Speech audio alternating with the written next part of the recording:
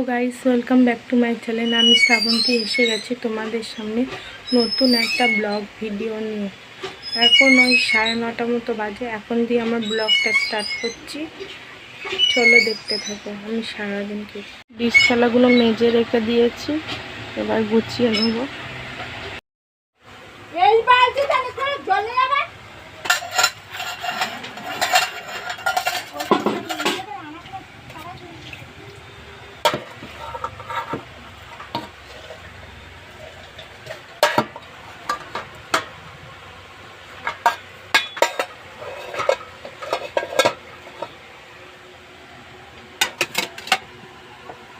আমার ডিশ থালা গোছানো সব কমপ্লিট হয়ে গেছে।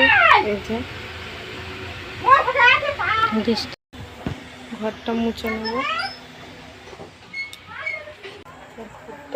এই যে মুছে নেবো ঘরটা। এই যে ঘরটা ভালো করে পরিষ্কার করে মুছে নিচ্ছি।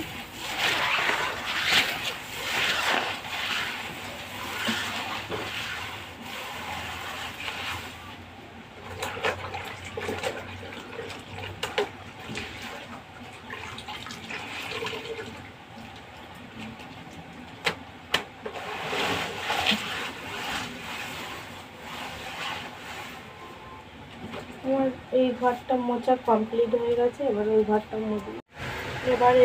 মুছে নেব।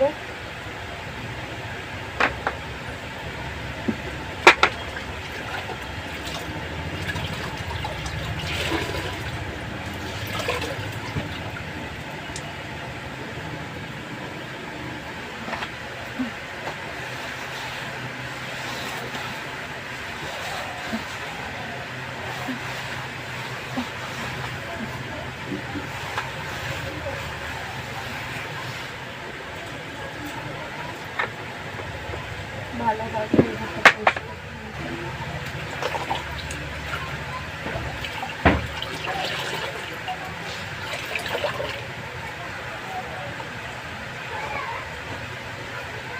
দেখো, ও দুষ্টুমি করতে ব্যস্ত আছে। এই যে খেলা করছে,